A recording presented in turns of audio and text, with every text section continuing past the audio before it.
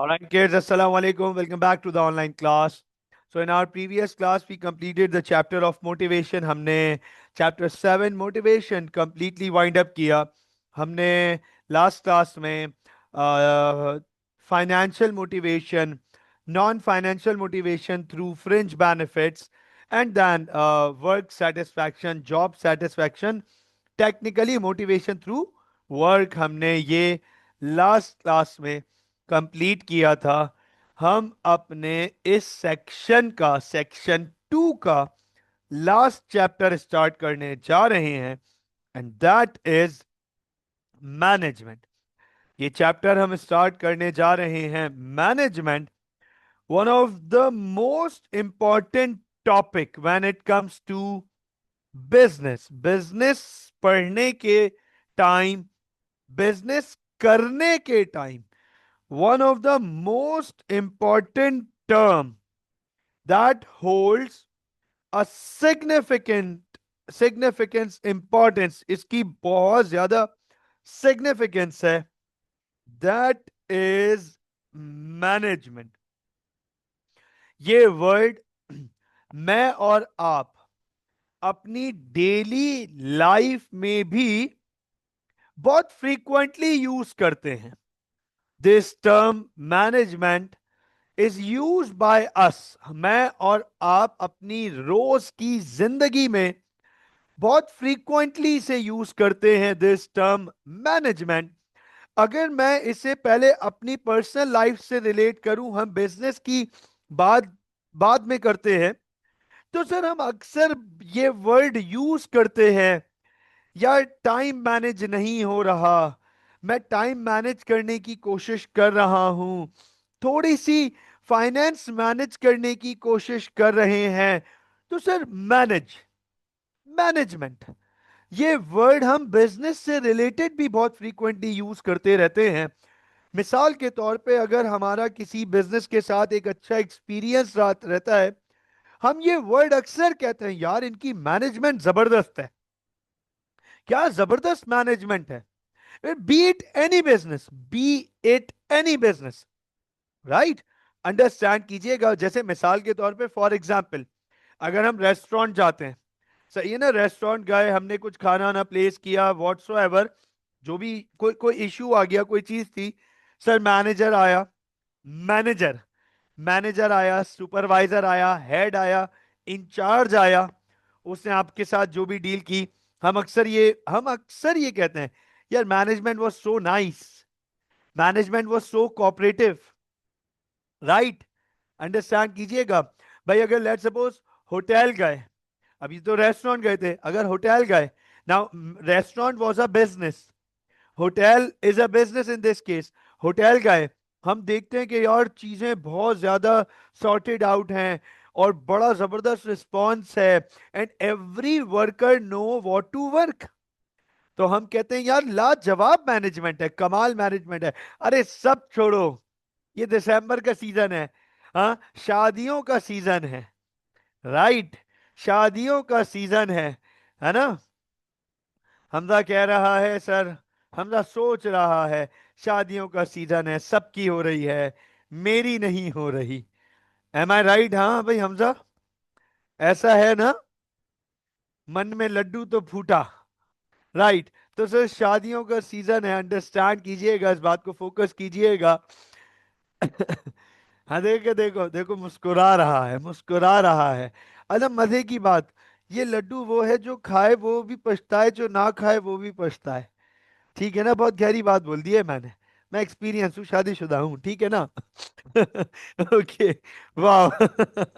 मरियम कह रही है वाह वाह, अरे कोई शेर थोड़ी बताया था, मैंने तो हकीकत बताई थी, तुम लोगों ने हाँ मेरे को जो है वो अमार अहमद, अमार अहमद अमार तो नहीं समझ लिया कहीं, हाँ।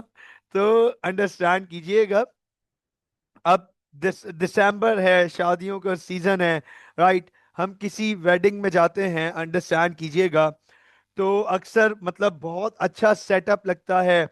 फूड, खास तौर पे हमारे यहाँ शादियों में सबसे इंपॉर्टेंट चीज है खाना, ठीक है ना। ब्राइड को कोई नहीं देखता, ग्रूम को कोई नहीं देखता, स्टेज को कोई नहीं देखता, सेटअप, खाना सब खाने की बात करते हैं, दूल्हा दुल्हन कैसे दिख रहे हैं भी नहीं है, ठीक है ना, खाने की तारीफ होती है। अब अंडरस्टैंड कीजिएगा, खाना, द फूड केटरिंग, वो बड़ी ऑर्गेनाइज है, सिस्टमैटिक वे में रखी गई है, किसी चीज की शॉर्टेज नहीं हो रही। हाँ, बहुत टाइमली एडजस्ट किया गया सारी चीजों को। हम ये वर्ड कहते हैं यार, इनकी मैनेजमेंट कमाल है।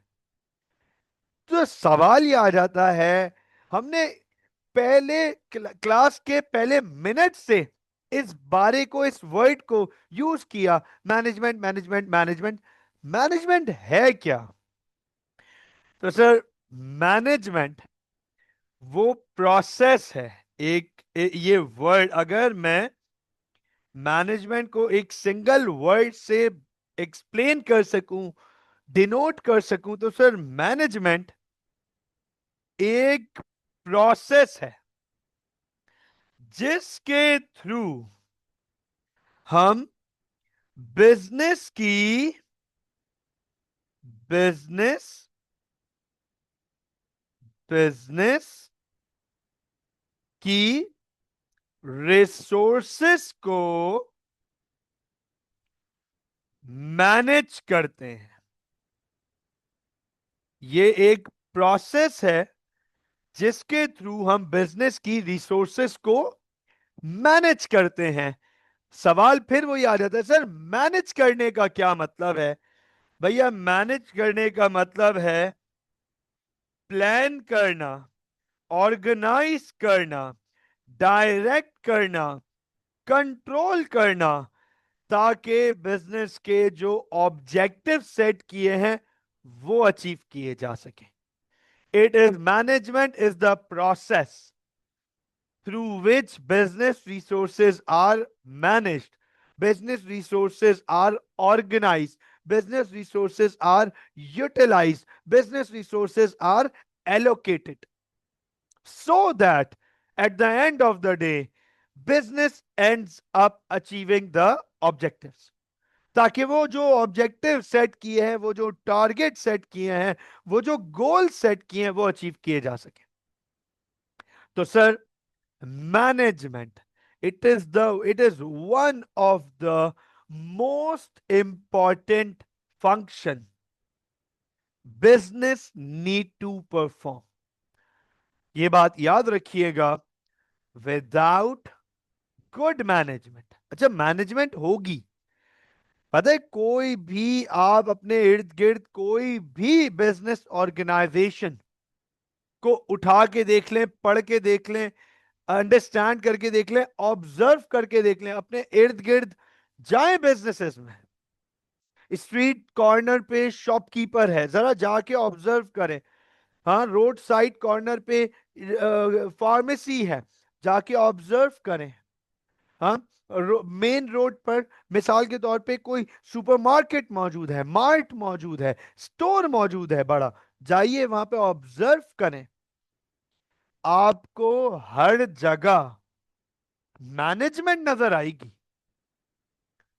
Business can not survive without management, possible ही नहीं है, पॉसिबल ही नहीं है कि बगैर मैनेजमेंट के ऑर्गेनाइजेशन चल सके। लेकिन मैनेजमेंट या अच्छी होगी या बुरी होगी, मैनेजमेंट या अच्छी होगी या बुरी होगी, बिजनेस की प्लानिंग, उस उनकी रिसोर्सेस की ऑर्गेनाइजिंग, उनके बिजनेस के लोगों की स्टाफिंग, लोगों की, वर्कर्स की डायरेक्शन, वर्कर्स को दी जाने वाली इंस्ट्रक्शंस, अगर ये सब चीजें सिंक्रोनाइज्ड हैं, तो it will create a good management resulting in better outcome for the business.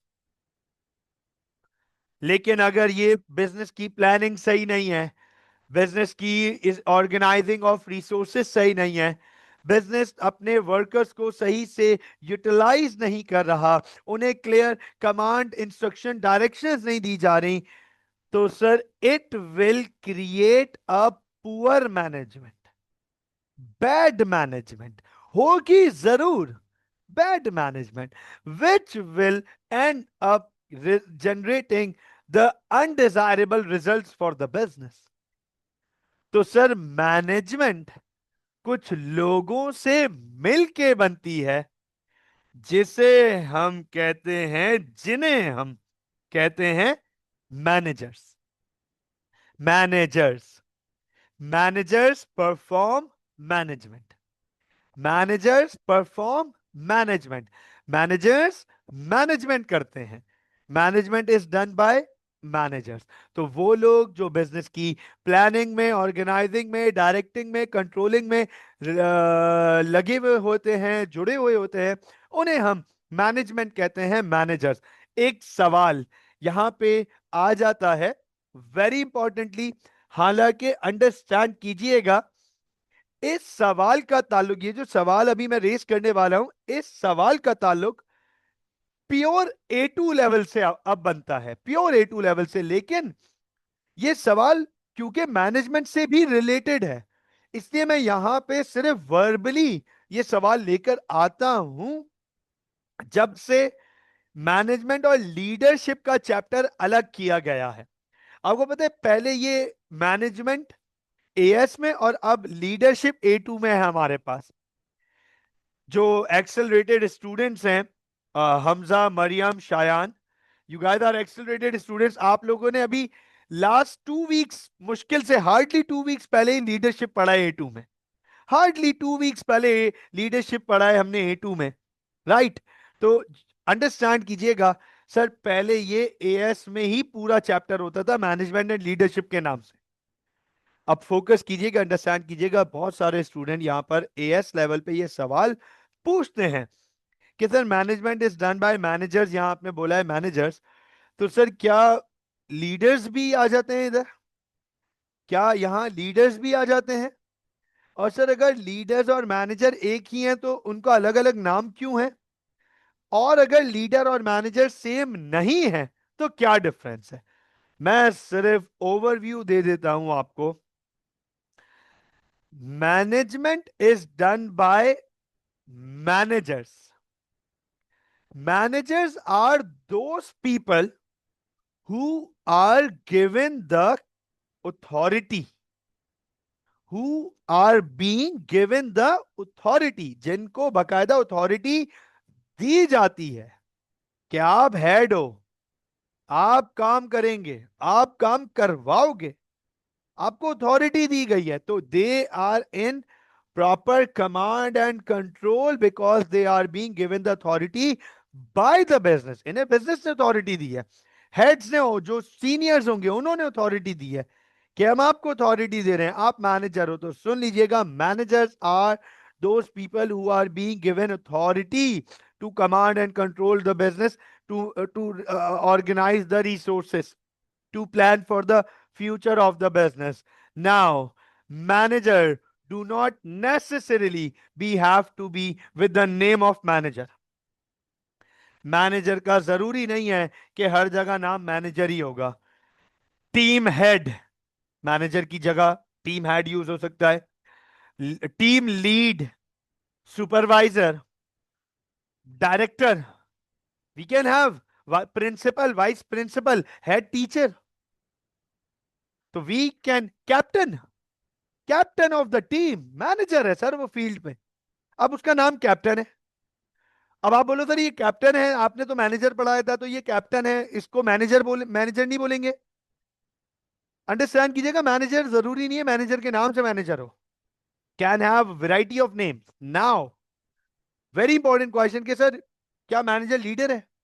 तो अंडरस्टैंड कीजिएगा, a manager can be a leader, a leader can be a manager.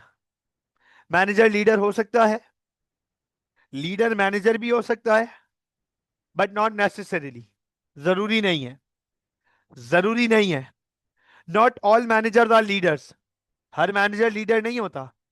Not all leaders are manager, हर leader manager भी नहीं होता। तो यहां पे सवाल आता है सर फिर डिफरेंस क्या है दोनों में? Leader is someone who inspire, who actually motivates, जिसको देख के लोग खुद काम करने लगते हैं, उसे लीडर कहते हैं। जो खुद काम करवाता है उसे मैनेजर कहते हैं। तो टेक्निकली सिर्फ इतना सा डिफरेंस समझ लो। मैनेजर डंडे के जोर पे काम करवाएगा, अपनी पावर एंड पोजीशन के जोर पे। लीडर अपनी पर्सनालिटी से काम करवाएगा। तो अब लीडर जिसके पास अथॉरिटी है, वो मैनेजर भी है और लीडर भी है। मैनेजर जिसके पास अथॉरिटी है, उसके पास कैरिस्मेटिक पर्सनालिटी भी है, इन्फ्लुएंसिंग पर्सनालिटी, लीडर भी है। तो sir, I hope that this is very clear. Yes please, Hamza, Usaid, Kiyan, Mariam, Shayan, is that clear? क्या ये बात समझ आई है मैनेजमेंट और लीडर्स के regarding? Yes please. Alright Hamza, alright Shayan, alright Kiyan, perfect. चलो आगे चलते हैं, फोकस कीजिएगा। Now very important part, very very important part. Alright Usaid, managers क्या काम करते हैं ये अंडरस्टैंड करते हैं।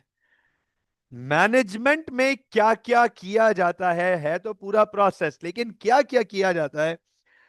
Managers are responsible for setting objectives, organizing resources, and motivating staff so that the organization's objectives are met. Managers, अच्छा ये बहुत इंपॉर्टेंट लाइन है। ये लाइन जो आने वाली है ना, बहुत इंपॉर्टेंट है।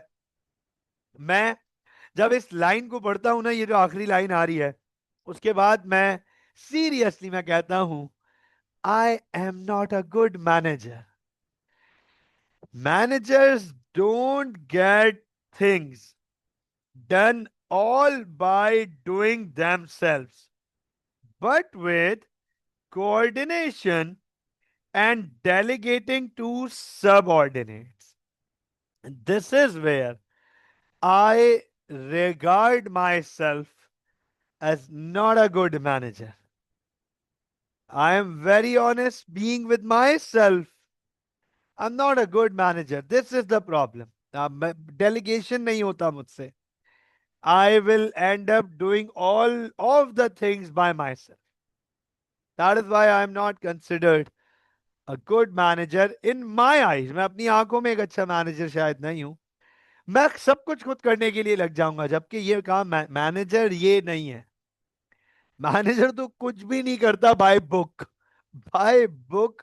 मैनेजर, ट्रेडिशनली मैनेजर जब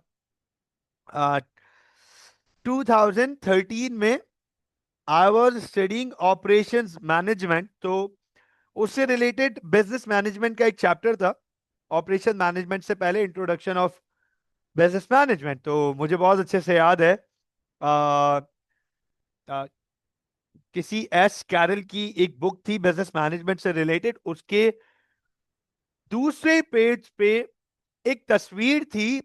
not the real picture, the cartoon character, the cartoon animation type of a picture where there was a desk, a chair, and a person sitting with a this kind of a tie, and with a huge belly. All right, huge belly and shirt tuck in, और उसके नीचे लिखा था a typical traditional manager। और उस book में ये बहुत अच्छे से मेंशन था कि typical traditional manager, they were considered like someone who just sits and orders. That is it.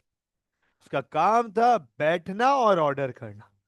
Not in today's world. आज मैनेजमेंट में बहुत सिग्निफिकेंट चेंजेस हैं। हम आगे बहुत सारी थ्योरीज पढ़ेंगे मैनेजमेंट से रिगार्डिंग। जिन लोगों ने मैनेजमेंट को चेंज किया, इंप्रूव किया, मॉडर्न टेक्नोलॉजी, मॉडर्न बिजनेसेस के, मॉडर्न वर्ल्ड के करीब मैनेजमेंट को लेकर आ गए, कि आज की दुनिया के अकॉर्डिंग बिजनेसेस की मैनेजमेंट हो पा रही है। उनमें उन थ्योरीज का बड़ा कंट्रीब्यूशन है, वो हम पढ़ेंगे। तो not today's management, that is not true. आज का मैनेजर ये नहीं है कि बैठा रहेगा और ऑर्डर देगा, बट यस, वो काम करवाएगा। That is what manager is meant to be. काम करवाना आना चाहिए उसे। तो सर मैनेजर जो है ना, वो ऑब्जेक्टिव्स ऑर्गेनाइजेशन के लिए, बिजनेसेस के लिए टारगेट बनाएंगे, रिसोर्सेज ऑर्गेनाइज करेंगे। तो बड़ा इंपॉर्टेंट पार्ट हमारे पास आ जाता है, मैनेजमेंट क्या करती है, मैनेजर या फिर मैनेजमेंट क्या करती है। नोट कीजिएगा, फोकस कीजिएगा। मैं यहां पर आपके सामने चंद इंपॉर्टेंट, बहुत इंपॉर्टेंट फंक्शंस लिखने पढ़ने जा रहा हूं। ये काम है मैनेजमेंट के। इन तमाम कामों को हम एक वर्ड, एक टर्म, एक शॉर्ट फॉर्म दे देते हैं। गौर से देखिएगा, post Corp. Post Corp management क्या करती है? मैनेजमेंट पोस्ट कॉर्प करती है। मैनेजमेंट क्या करती है? मैनेजर्स क्या करते हैं? मैनेजमेंट, मैनेजर्स पोस्ट कॉर्प करते हैं। So what do we mean by post corp? P for planning, O for organizing, S for staffing, D for directing, CO for coordinating, R for reporting, and B for budgeting. What does manager do? They post corp. आ जाते हैं एक एक करके, इन सबको detail में पढ़ लेते हैं। सर, पोस्ट कॉर्प में सबसे पहले है P for planning. Planning, management plan करती है।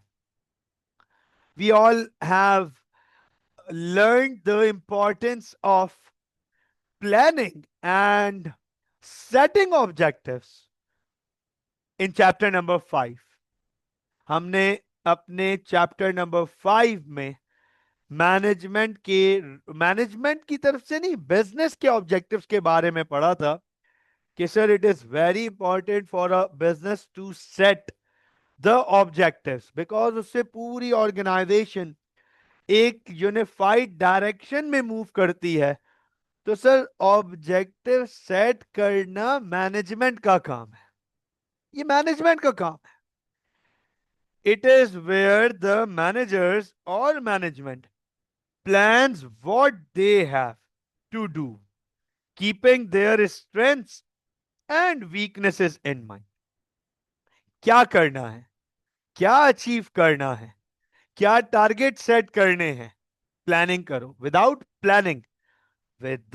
प्लानिंग बिलीव मी, मैं अपना एक दिन, एक इंसान अमार समाना, एक कितने 7.5 अरब, 7.5 अरब, हाँ 7.5 अरब की आबादी वाली दुनिया में एक इंसान अमार समाना अपनी पूरी जिंदगी का एक दिन बगैर प्लानिंग के नहीं गुजार सकता। Just imagine the business without planning, बर्बाद, तबाह, पॉसिबल ही नहीं है। बगैर प्लानिंग के बिजनेस चल रहा है, वो बिजनेस थोड़ी है। That is an accident to be happen. कुछ भी हो जाएगा वहां पे, क्योंकि प्लानिंग ही नहीं है। तो सर, मैनेजर और मैनेजमेंट का सबसे प्राइमरी पहला काम है प्लान करना। करना क्या है, कैसे करना है, पहुंचना कहां है, अभी के ऑब्जेक्टिव्स क्या है, आगे के ऑब्जेक्टिव्स क्या है, अगले साल के ऑब्जेक्टिव्स क्या है, 5 साल बाद के ऑब्जेक्टिव्स क्या हैं। डायरेक्शन होगी तो कुछ करेंगे। पहला काम कर लिया, प्लान, पी फॉर प्लानिंग। उसके बाद पोस्ट कोड में आता है ओ। तो sir, O for organising. Now organising का क्या मतलब है? जब एक दफा प्लान कर लिया, डायरेक्शन सेट कर ली, तो अब रिसोर्सेज भी तो अरेंज करने हैं, रिसोर्सेज भी तो अरेंज करने हैं, ऑर्गेनाइज करने हैं। It is where resources, factors of production are organized for production to take place in an organized approach. Land arrange करेंगे, लेबर अरेंज करेंगे, कैपिटल अरेंज करेंगे। फिर लेबर में रॉ कितना, अनस्किल्ड कितना, सेमी स्किल्ड कितना, स्किल्ड कितना, रूटीन वर्कर्स कितने, स्पेशलिस्ट कितने, मशीन ऑपरेटर्स कितने, मैनुअल कितने, उनको अरेंज करना। ऑर्गेनाइजिंग कहलाता है। अगर इफ अंडरस्टैंड करना, if we don't organise resources rightly, तो रिसोर्सेस का आपस में एक कोलैबोरेशन नहीं बनेगा। There would be few extra resources and few insufficient resources. That could happen. Labour ज्यादा है, मशीन्स कम है, मशीन ज्यादा है, लेबर कम है। That could happen. That could happen. Space ज्यादा है, यूटिलिटी कम है, स्पेस कम है, यूटिलिटी ज्यादा है। तो ऑर्गेनाइजिंग, चीजों को ऑर्गेनाइज करना। उसके बाद आ जाता है staffing, hiring and recruiting employees. Staffing, लोगों के बारे में। मैं यहां पर एक एक एग्जाम्पल के थ्रू एक डिस्क्रिप्शन दूंगा स्टाफिंग की। मुझे पूरी उम्मीद है इस एग्जाम्पल के साथ आपको स्टाफिंग की बात समझ आ जाएगी। मुझे एक बात बताओ, over here at my back there is a wall, हाँ दीवार। मुझे एक बात बताओ, ये दीवार ऑब्वियसली ब्रिक से बनाई गई होगी, राइट? ब्रिक से ये दीवार बनाई गई होगी। एक ब्रिक अकेली काफी नहीं है दीवार बनाने के लिए, तो ब्रिक्स की प्लेसिंग की जाती है। मुझे सिर्फ ये बता दो, if even one brick is placed wrong, क्या दीवार बन जाएगी? If even one brick is placed wrong, क्या दीवार बन जाएगी?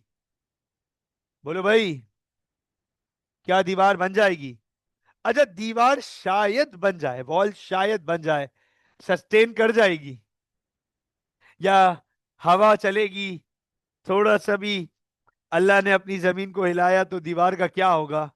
अंडरस्टैंड कीजिएगा, same goes for the staffing in business.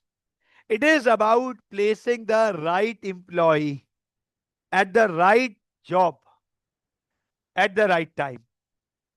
Right job पे राइट एम्प्लॉय को राइट टाइम पे प्लेस किया जाए, दैट इज स्टाफिंग। तो सर सही एम्प्लॉय को हायर भी करो, सही एम्प्लॉय को सही जॉब पे रखो भी, that is staffing.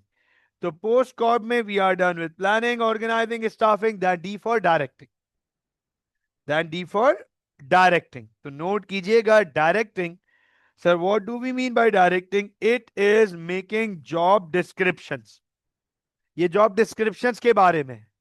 Directing, direction, word directing से पता चल रहा है डायरेक्शंस। डायरेक्शंस, इंस्ट्रक्शंस दी जा रही है, बताया जा रहा है कि क्या करना है, क्लियरली बताया जा रहा है कि क्या करना है। This means highlighting the nature of tasks and the working conditions for the particular job। कि सर जॉब डिस्क्रिप्शंस बनाए जा रहे हैं, हाईलाइट किए जा रहे हैं कि कैसा काम करना है, किस किस्म का काम करना है। हर वर्कर को क्लियरली डायरेक्शंस दी जा रही हैं। Every worker is being given proper directions. अच्छा, अंडरस्टैंड करते हैं, सवाल पे बड़ा फोकस कीजिएगा। क्यों तमाम वर्कर्स को क्लियर कट डायरेक्शंस दी जा रही हैं? वाई? वाई? क्यों तमाम वर्कर्स को एकदम क्लियर कट डायरेक्शंस दी जा रही हैं? सुन लीजिएगा, so that conflict of interest does not occur, so that no two workers end up doing the same work।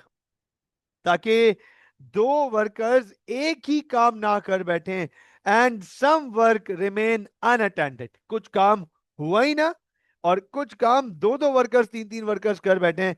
इसके लिए उन्हें डायरेक्शंस दी जाती हैं। So here we are with directing, directions done हो गई। नाउ पोस्ट कॉर्ड में हमारे पास अगला पार्ट आ जाता है co, coordinating. Co means coordinating. Sir coordinating में क्या होता है? It is very important, as every department needs to be coordinated with each other for effective management to take place. अब अंडरस्टैंड कीजिएगा, समझिएगा इस बात को। सर अगर मैं किसी मल्टीनेशनल बिजनेस की बात करूं, मल्टीनेशनल बिजनेस में एक एग्जांपल ले लेते हैं पेप्सी की। अभी पेप्सी से बड़ी और मल्टीनेशनल्स हैं, लेकिन मैं सिर्फ आपको पेप्सी तक ले जाता हूं ताकि बहुत बड़ा रियलिटी चेक ना मिल जाए। आई डोंट नो, आप कभी इस बारे में सोचते हैं, आपका थॉट प्रोसेस ऐसा है या नहीं? मैं जब कभी इंस्पिरेशन चाहिए होती है या रियलिटी चेक चाहिए होता है, तो मैं ना बड़े बड़े बिजनेसेस का अपने आप को एक तरीके का मैनेजर, हेड, सुपरवाइजर सोच के ये अंडरस्टैंड करने की कोशिश करता हूं कि यार ये कैसे काम कर रहे होंगे, मतलब कैसे काम कर रहे होंगे, what sort of working would be there.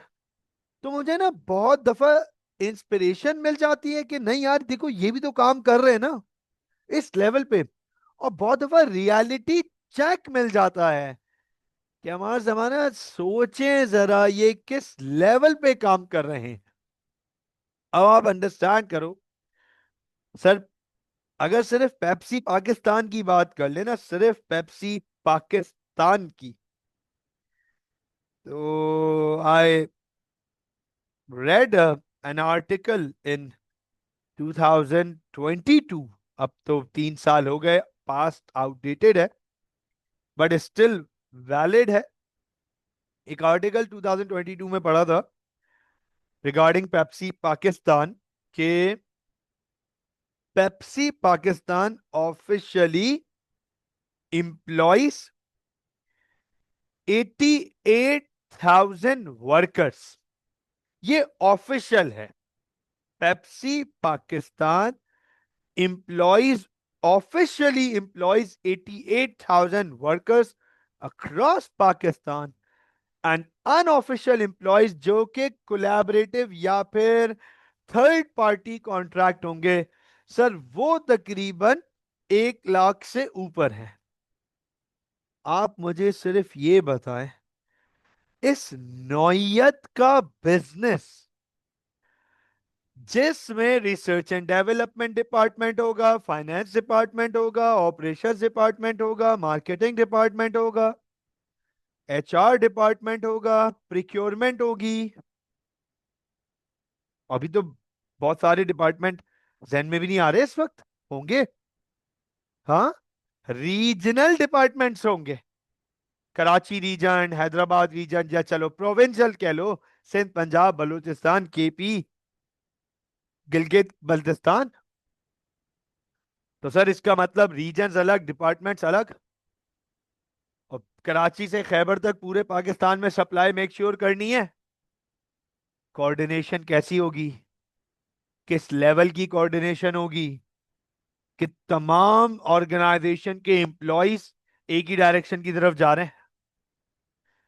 Finance का क्या स्ट्रॉन्ग कोऑर्डिनेशन होगा एचआर, मार्केटिंग, ऑपरेशंस के साथ, एंड इसी तरीके से उनका बाकी डिपार्टमेंट्स के साथ और बाकियों का सारे डिपार्टमेंट्स के साथ कोऑर्डिनेशन बहुत इंपॉर्टेंट है। This is very important, very very important. सिर्फ आपसे एक सवाल पूछता हूं ना, अभी एग्जाम्पल, अभी समझ आ जाएगा, सिर्फ एक सवाल पूछता हूं, जबरदस्त एग्जाम्पल हो जाएगी।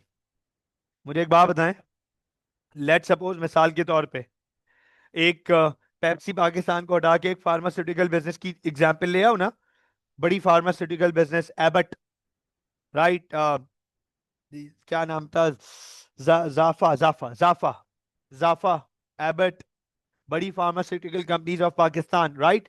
Can you name any more? Can you guys name any more big pharmaceutical companies? हाँ, फाइजर, फाइजर, मैंने फाइजर बता दिया, एबट बता दिया, हाँ, और जाफा बता दिया। चलो आगे चलते हैं।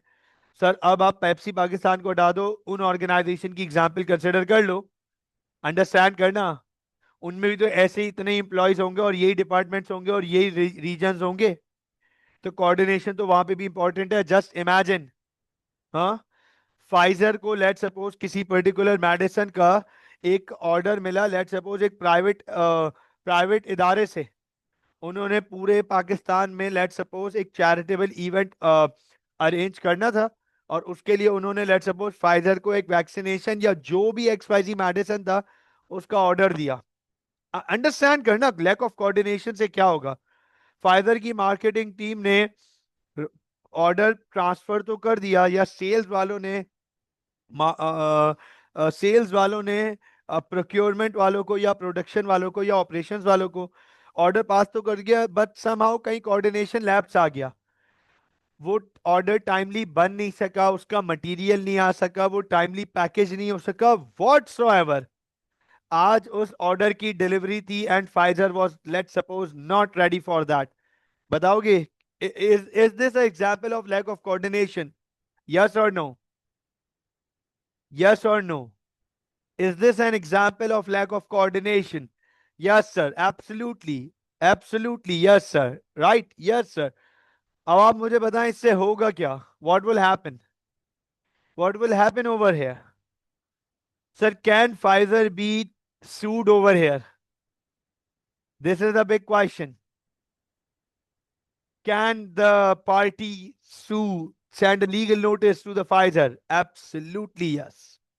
बिल्कुल sir.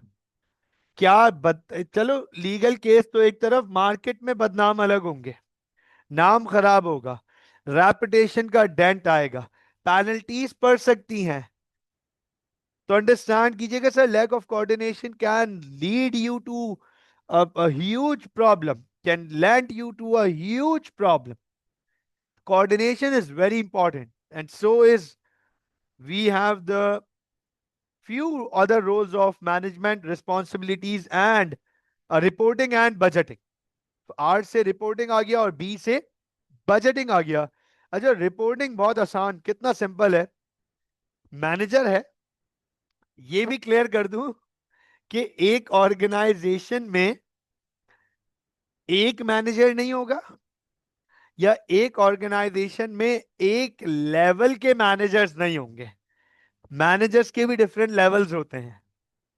We have top managers, then we have middle managers, then we have junior managers, floor incharge, floor supervisors. तो सर हमारे पास मैनेजर्स के भी अलग अलग लेवल्स मौजूद हैं। तो रिपोर्टिंग में क्या होता है कि अपने जूनियर से रिपोर्ट कलेक्ट करना और अपने सीनियर को रिपोर्ट प्रेजेंट करना, दैट इज रिपोर्टिंग।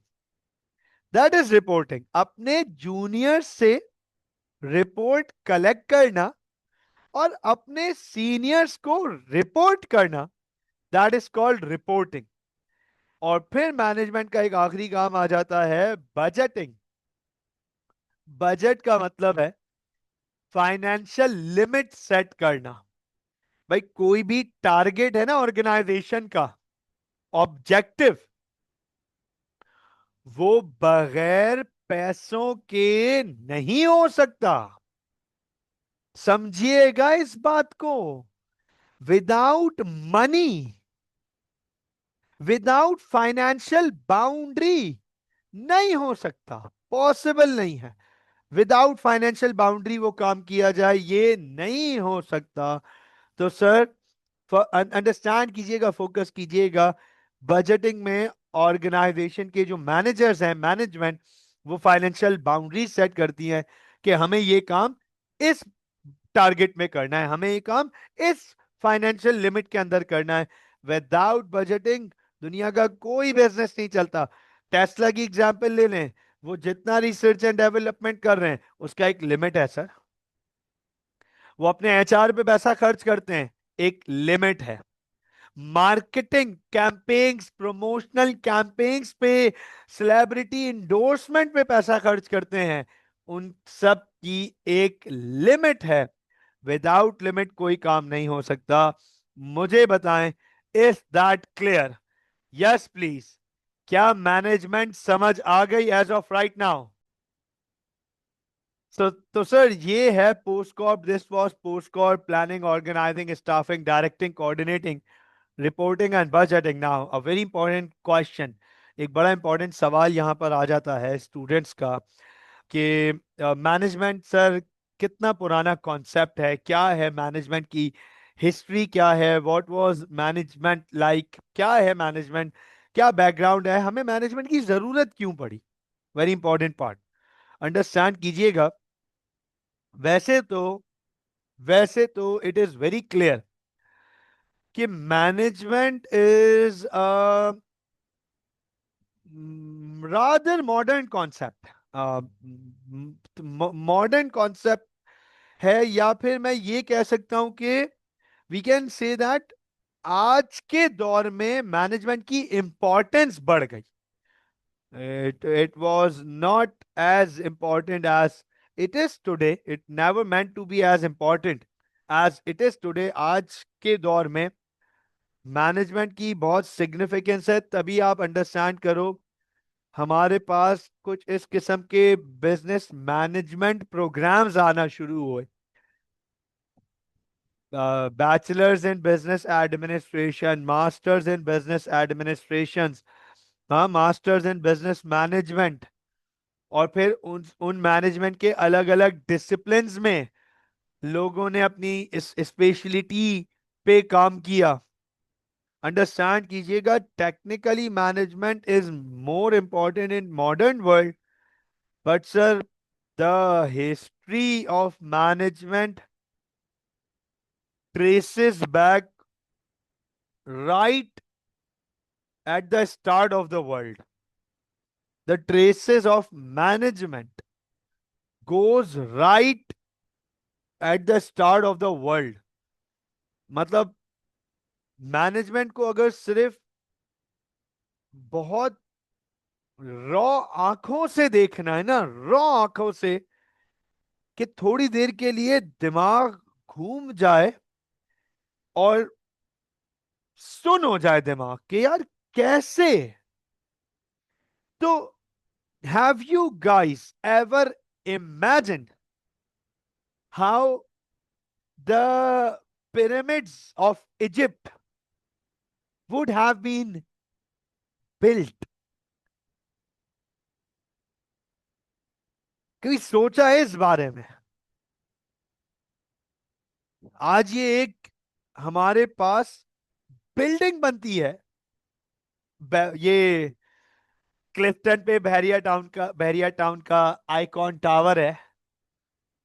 आज के दौर में मॉडर्न वर्ल्ड में 67 फ्लोर्स का आइकॉन टावर है, तो हम लोग खुद खड़े होके यूं देखते हैं, कहते हैं यार क्या शाकार बनाया है। Just imagine with all the modern technology and every technology tools, equipments available at your disposal in today's world. आज से 4700 साल पहले ये पिरामिड्स कैसे बनाए होंगे। मैं अभी इस बात पे नहीं जा रहा, प्लीज, मैं इस डिबेट पे नहीं जाऊंगा। मैं मैं कोई हिस्टोरियन नहीं हूं, मैं कोई आर्कियोलॉजिस्ट नहीं हूं। हाँ, ना वो हमजा हमजा कह रहे हैं एलियंस, हमजा कह रहे हैं एलियंस, नहीं भाई, इंसानों ने बनाए हैं।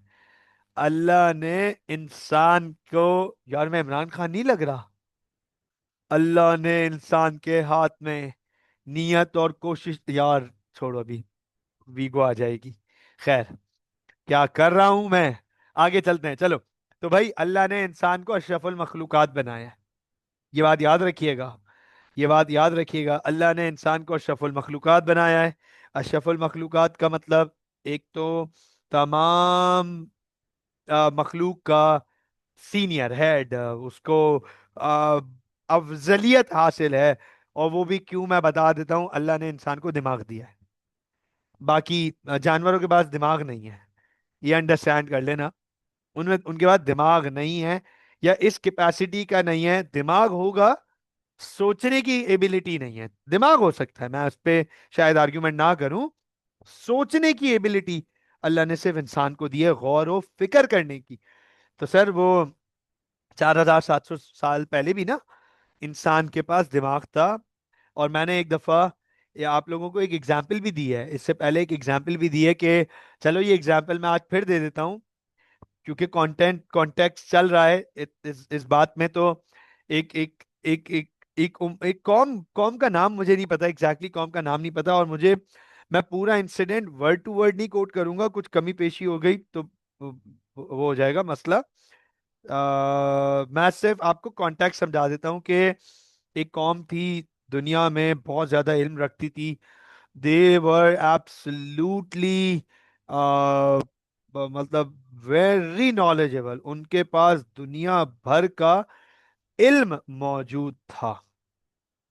तो एक दिन अल्लाह रब्बुल इज़्ज़त ने हज़रत जिब्राइल अलैहिस्सलाम को ये ऑर्डर दिया कि आप इस कौम के सबसे जाहिल शख्स के पास, इस कौम के सबसे जाहिल शख्स के पास जाओ और उससे ये पूछो कि इस वक्त जिब्रील कहाँ है। तो हजरत जब्राइल अलैहिस्सलाम जो है वो उस कौम के सबसे जाहिल शख्स, वो चरवाहा था, अब उस वक्त अपनी भेड़ बकरियां चरा रहा था। तो हजरत जब्राइल अलैहिस्सलाम इंसान के रूप में उस चरवाहे के पास पहुंचे और पूछा कि जो भी था, मतलब एग्जैक्ट वर्ड्स नहीं पता, लेकिन उससे ये सवाल किया कि ये बता कि इस वक्त जिब्रील कहाँ है। तो उसके हाथ में लकड़ी थी, जानवर बकरियां भेड़ बकरियां चरा रहा था। तो उसने जमीन पे लकड़ी से कुछ कोई जायचा बनाया और कहा आसमानों पे तो नहीं है। फिर पूछा जिब्रील अलैहिस्सलाम ने कि कहाँ है।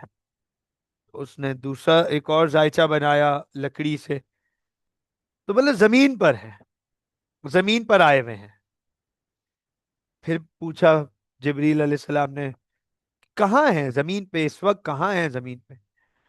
उसने तीसरा जायचा बनाया, जिब्रील अलैहिस्सलाम को ऐसे देखा, फिर जायचा देखा, फिर कहा यही है, मैं तो इंसान हूं, मैं नहीं हूं, आप जिब्रील हो।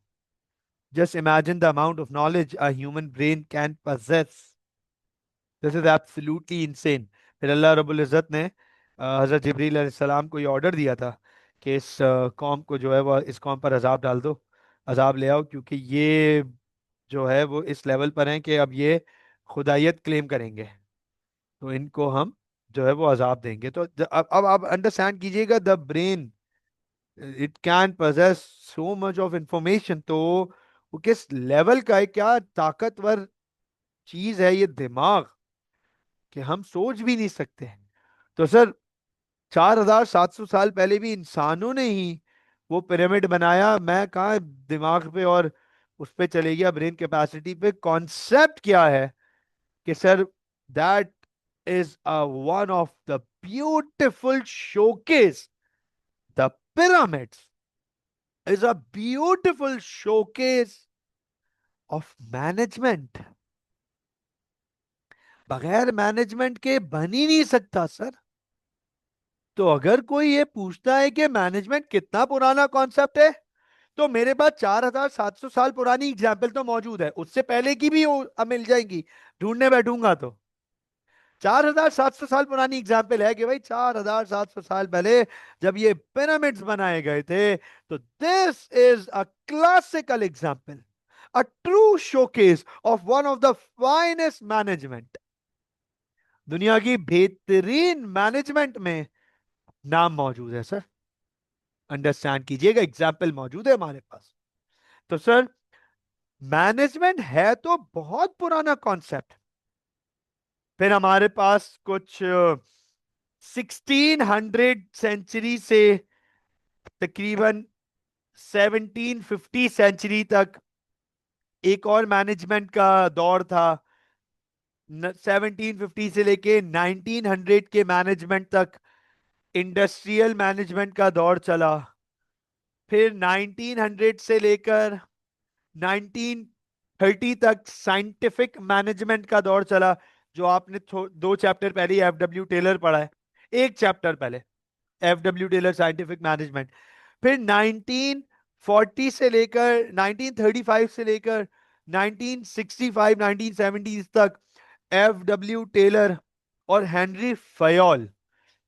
तो sir Henry Fayol, he is a French researcher. ये एक फ्रेंच बिजनेस रिसर्चर है जिसने मैनेजमेंट के ऊपर, मैनेजमेंट के टॉपिक पे काम किया। अगर हम अपने पिछले चैप्टर को कंसिडर करें, F.W. Taylor, Herzberg's, Elton Mayo, Abraham Maslow, Vroom, McClelland, इन सब ने मोटिवेशन पे काम किया था ना। हेनरी फयोल ने मैनेजमेंट के ऊपर काम किया। हेनरी फयोल ने मैनेजमेंट में दो बहुत बड़े कंट्रीब्यूशन दिए हैं। दो बहुत बड़े कंट्रीब्यूशन। पहला है हेनरी फयोल का theories of management. Sir, theories of management क्या है, फोकस कर लीजिएगा। These are these are guidelines. These are guidelines. Focus कीजिएगा। These are guidelines for how managers should behave and run an organization. Theories of management. Henry Fayol ने 14 principles बना दिए, 14 principles, 14 principles के दुनिया की तमाम मैनेजमेंट को ये 14 प्रिंसिपल्स फॉलो करने पड़ेंगे, तो इनकी ऑर्गेनाइजेशन की मैनेजमेंट बेहतर हो जाएगी। मैनेजमेंट की जो डेफिनेशन है, मैनेजमेंट का जो शेप है, मैनेजमेंट का जो काम है, मैनेजमेंट का जो नाम है, मैनेजमेंट का जो कॉन्सेप्ट है, वो पूरा होगा इन 14 प्रिंसिपल्स से। हेनरी फयोल ने एक तो ये 14 प्रिंसिपल्स थ्योरीज ऑफ मैनेजमेंट में डेवलप किए, दूसरा फंक्शंस ऑफ मैनेजमेंट डेवलप किए। फंक्शंस ऑफ मैनेजमेंट वो प्रिंसिपल्स हैं, वो प्रिंसिपल्स हैं कि ये 14 काम करने पड़ेंगे मैनेजर्स को, तब जाके मैनेजमेंट होगी। और मैनेजमेंट क्या करेगी? Functions of management, these these describes what managers do। ये बहुत सिंपल और बिल्कुल वैसा ही है जो अभी अभी हमने ऊपर पोस्ट कॉर्प पढ़ा, पोस्ट कॉर्प पढ़ा। ये वही तो है, एग्जैक्टली सिमिलर है पोस्ट कॉर्प। बस फर्क ये है, चलो मैं थोड़ी सी अपनी भी तारीफ कर देता हूं यार, इतना तो क्रेडिट मुझे भी बनता है। बस फर्क ये है कि मेरे नाम के साथ कोई हेनरी नहीं है। हाँ, वरना हेनरी समाना पोस्ट कॉर्प किसी हेनरी समाना ने बनाया हुआ होता। ठीक है ना? पोस्ट कॉर्प ये मेरा बनाया हुआ है। Planning, organising, staffing, directing, coordinating, reporting, budgeting. और मैं ये भी बता दूं कि ये मेरे अकेले का नहीं बनाया हुआ, बहुत सारे लोग होंगे, बहुत सारे लोग ऐसी चीजें बनाते हैं, तो और भी लोग होंगे जिन्होंने कुछ ऐसा बनाया हुआ होगा। बस फर्क ये कि सर मैं कोई प्रॉपर बिजनेस रिसर्चर नहीं हूँ, बिजनेस एनालिस्ट नहीं हूँ, कोई बिजनेस हिस्टोरियन नहीं हूँ, इसलिए मैं किसी बुक में नहीं हूँ। ठीक है ना? मैं सिर्फ अपने नोट्स में हूँ और अपनी ये स्लाइड्स में हूँ। देख रहे हो ना, ये मेरी तस्वीर भी है, राइट? तो मैं सिर्फ अपने नोट्स में हूँ और अपनी स्लाइड्स में हूँ, किसी बुक में नहीं हूँ। लेकिन हेनरी फयोल एक one of the famous business historian, business researcher, business analyst, उन्होंने ये दो बहुत बड़ी कंट्रीब्यूशन दी है मैनेजमेंट को। आइए पढ़ते हैं जरा 14 प्रिंसिपल्स ऑफ मैनेजमेंट। पढ़ते हैं जरा 14 प्रिंसिपल्स ऑफ मैनेजमेंट। सर ये वो गाइडलाइंस हैं जो कि ये शो करेंगी कि एक मैनेजर को क्या करना है, मैनेजर कैसे बिहेव करेगा और ऑर्गेनाइजेशन कैसे चलाएगा। मतलब मैनेजमेंट कैसे करेगा? तो मैनेजमेंट में सबसे पहले होना चाहिए डिवीजन ऑफ वर्क। ये देख लीजिएगा, हेनरी फयोल ने कहा किसी भी ऑर्गेनाइजेशन में, दुनिया की किसी भी ऑर्गेनाइजेशन की मैनेजमेंट में सर डिवीजन ऑफ वर्क होना चाहिए। डिवीजन ऑफ वर्क का मतलब है division of labour. Division of labour that will lead to specialisation. We all know कि division of labour leads to efficiencies, better resource utilisation, specialisation, lack of less resources, higher output. तो मैं Henry Fayol ने कहा कि दुनिया की कोई भी मैनेजमेंट हो, उसमें डिवीजन ऑफ वर्क लाजमी होना चाहिए। मैनेजर्स के पास अथॉरिटी होनी चाहिए। Managers should have clear authority. Without authority management management नहीं है। विदाउट अथॉरिटी मैनेजमेंट नहीं है। अंडरस्टैंड करना ना। हम हम क्या, अच्छा एक सवाल है, क्या हम ये कह सकते हैं कि government of Pakistan is the management of Pakistan? अब आप देखो, मैनेजर का नाम चेंज हो गया। Can we say that government of Pakistan is the management of Pakistan? हाँ, but do they have authority? Oh यार, डू दे हैव अथॉरिटी? इसका जवाब देना जरा, डू दे हैव अथॉरिटी? तो manager should have clear authority, ये बात याद रखिएगा। मैनेजर के पास क्लियर अथॉरिटी होनी चाहिए। हाँ, पता चला मैनेजर ये बोल रहा है, मैं पूछ के बता रहा हूं भाई तू किस चीज का मैनेजर है। मैनेजर ये बोले मैं पूछ के बताऊंगा, तो फिर किस चीज का मैनेजर है भाई? Manager should have authority. This is called management rule principle. ठीक है ना? फिर उसके बाद डिसिप्लिन। हाँ, they should be obedient, they should be obedient, they should be proper rules. Management without rules is not management, it's a play ground. खेलने आए, खेलने में रूल्स नहीं होते, खेलने में डिसिप्लिन नहीं होता टेक्निकली। हाँ, अब तो वहां पे भी होता है, खैर। तो अंडरस्टैंड कीजिएगा, डिसिप्लिन, मैनेजमेंट में डिसिप्लिन बहुत जरूरी है।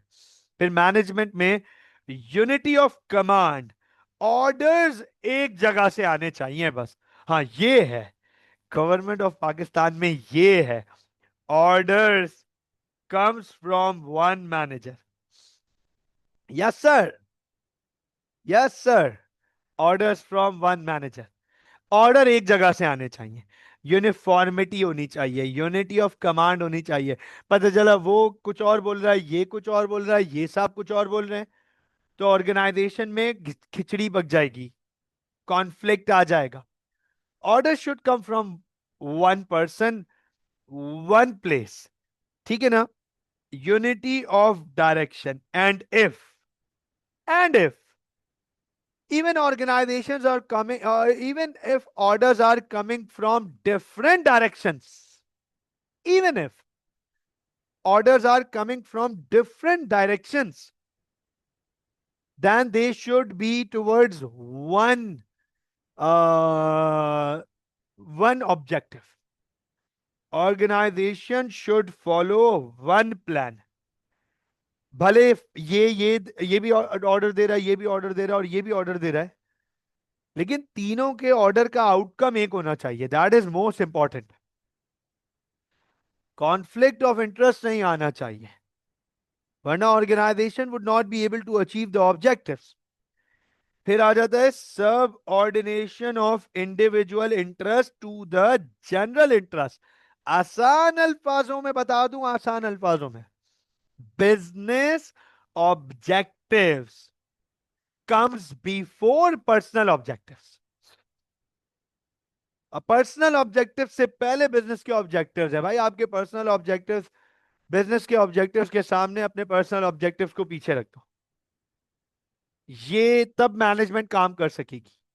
अगर मैं मैनेजमेंट का पार्ट होके अपने पर्सनल ऑब्जेक्टिव्स के पीछे काम करना शुरू कर दूंगा, तो eventually I would be letting business objectives going away. letting go business objectives, and that is a problem for the business. Then remuneration, सबको fair पे करो. Worker should be paid fairly. They should be paid fairly. Remuneration सबका बेहतरीन होना चाहिए. Fair pay system. Centralization, a balance between ordering and worker participation. Sir centralisation होना चाहिए, एक बैलेंस होना चाहिए कि जहां ऑर्डर आ रहे हैं और ऑर्डरिंग में और वर्कर पार्टिसिपेशन में. मतलब ऐसा नहीं हो कि सिर्फ ऑर्डर्स ही आए जा रहे हैं. It will create workers not able to think. उनकी थिंकिंग कैपेसिटी, इनोवेशन आप खत्म कर दोगे if they are being made just to receive orders. तो there should be a balance. Fayol ने कहा कि एक बैलेंस होना चाहिए. कुछ जगहों पे स्ट्रिक्टनेस होनी चाहिए, जहां पे की प्रिंसिपल्स हैं, डिसिप्लिन हैं, वहां आपको स्ट्रिक्टनेस दिखानी चाहिए. लेकिन जहां लिबर्टी दे सकते हो वहां लिबर्टी दो. It should be the mixture of both. फिर आ जाता है हमारे पास scalar chain. Scalar chain, scalar chain क्या है अंडरस्टैंड कीजिएगा. It shows the hierarchy. ये बताता है कि मैनेजमेंट के लिए, मैनेजमेंट बनने के लिए ये जरूरी है कि मैनेजमेंट में मौजूद हर एम्प्लॉय को एग्जैक्टली पता हो कि वो ऑर्गेनाइजेशन के स्ट्रक्चर में कहां मौजूद है. हिरार्की क्या है, टॉप टू बॉटम ऑर्डर कैसे आ रहे हैं, top to bottom chain of command कैसे आ रही है, उस वर्कर को किसको रिपोर्ट करना है, किससे रिपोर्ट रिसीव करनी है, उसके सीनियर्स कौन है, जूनियर्स कौन है, कुलीग्स कौन है. Scalar chain, employees must know their exact position in structure. Employees को अपनी एग्जैक्ट पोजीशन पता होनी चाहिए, वो ऑर्गेनाइजेशन के स्ट्रक्चर में कहां स्टैंड करते हैं, किस जगह पे मौजूद हैं. लाइन ऑफ अथॉरिटी उनको क्लियरली पता होनी चाहिए. अगर मैं एक ऑर्गेनाइजेशन का पार्ट हूं जहां मुझे यही नहीं पता कि मैं इस ऑर्गेनाइजेशन में कहां स्टैंड करता हूं, eventually I would be demotivated and I would regard that business as lack of management. तो हेनरी फयोल ने कहा मैनेजमेंट को मैनेजमेंट बनने के लिए एक प्रिंसिपल स्केलर चेन का भी है. Then order, work place should be very neat and tidy. Work place should be clean, tidy and safe. अच्छा, ये भी मैं बता दूं, इस पे जो है वो डिबेट है और बहुत सारे बिजनेस रिसर्चर्स ने हेनरी फयोल के इन प्रिंसिपल्स ऑफ मैनेजमेंट के बाद इसको क्रिटिसाइज भी किया. One of the discipline of management वो इस बिलीफ पे भी है कि dirty working systems, dirty work station, या डर्टी नहीं बोलेंगे, messy, dirty is not a right word, messy, messy work station show the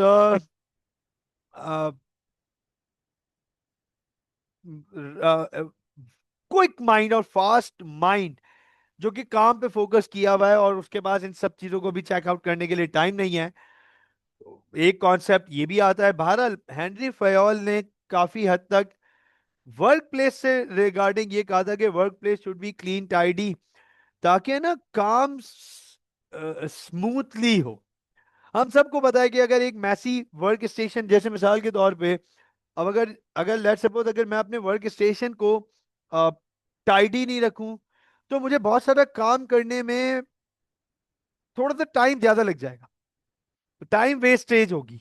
चीज ढूंढ रहा हूं बैठ के, अभी मुझे एग्जैक्टली पता है कि कौन सी चीज कहाँ मौजूद है, कहां पर क्या है, क्या मैनेज करना है, किस तरीके से. तो work place should be in order, that is very important. ठीक है ना. Equity management should have equity, fair treatment. Unfair नहीं होना चाहिए, फेयर ट्रीटमेंट होना चाहिए. कलर का, कास्ट का, क्रीड का, रिलीजन का, बैकग्राउंड का, एथनिसिटी का, इन्वॉल्वमेंट, जेंडर का ना होना चाहिए, इवन एज का. मैं कॉर्पोरेट, मैं मतलब कॉर्पोरेट नहीं, अब स्कूलिंग और कॉलेजेस सिस्टम में काम कर चुका हूँ। तो ये बात तय है कि एज के थ्रू भी डिस्क्रिमिनेशन होती है, तो डिस्क्रिमिनेशन नहीं होनी चाहिए। मैनेजमेंट तभी मैनेजमेंट कहलाएगी, मैनेजमेंट तभी मैनेजमेंट बनेगी। Stability of tenure of personal, एक स्टेबल टेन्योर होना चाहिए, जिसे हम कहते हैं जॉब सिक्योरिटी। जॉब सिक्योरिटी तो होनी चाहिए, और एक स्टेबिलिटी होनी चाहिए, सही जगह पे सही वर्कर होना चाहिए, right worker in the right place. तो मैनेजमेंट मैनेजमेंट बनेगी। इनिशिएटिव, वर्कर्स को फ्रीडम दी जानी चाहिए ताकि वो अपने आप को एक्सप्रेस कर सकें, इनोवेशन दिखा सकें, आइडियाज दे सकें, आइडियाज इंप्लीमेंट कर सकें ऑर्गेनाइजेशन में। And the last part, Esprit de corps. Esprit de corps, it's a Spanish word. I think it's a, no, no, it will be a French word. Henry Fayol अगर French है तो ये French word ही होना चाहिए, मुझे ऐसा लगता है। बहरहाल, एस्प्रिट de corps का मतलब मुझे पता है कि sir team spirit, team spirit. Management management तब बनेगी तब जब तमाम वर्कर्स फेलोशिप का मुजाहरा करें, फेलोशिप का मुजाहरा करें, every worker is sharing the common spirit. तब जाके ये मैनेजमेंट जो है वो मैनेजमेंट बनेगी। यूनिटी हो, मोरल हो, एक दूसरे को बूस्ट करें, एक दूसरे को सपोर्ट करें, एक दूसरे को कवर करें, एक दूसरे को इंप्रूव करें, कलेक्टिवली इंप्रूव करें, तब जाके मैनेजमेंट मैनेजमेंट बनेगी। तो Henri Fayol initiated these 14 principles in regard to the theories of management। मुझे बताएं, क्या आज की क्लास का कंटेंट क्लियर है? Yes please.